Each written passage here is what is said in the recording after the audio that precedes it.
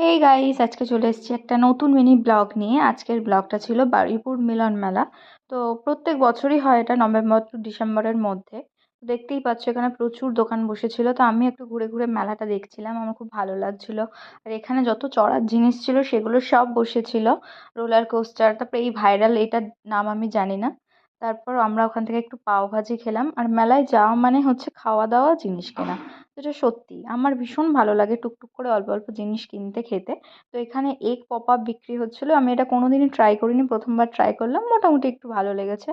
তারপর ওখান থেকে একটু মকটেল খেয়ে নিলাম। আর মেলাতে প্রচুর বাচ্চাদের জিনিস, কিচেন আইটেম, খাবার দাবার, ঘোরার জিনিস, প্রচুর জিনিসপত্র বিক্রি হচ্ছিল। তো আমি যেহেতু টক খাই না, ওখান থেকে একটু শুকনো ফুচকা খেয়েছিলাম 1 প্লেট। তারপর বাড়ির জন্য একটু গজা, জিলাপি এগুলো নিয়ে আবার বাড়ির দিকে রওনা দিলাম। তোমাদের মেলা ঘুরতে কেমন লাগে সবাই জানিও। দেখা হচ্ছে পরের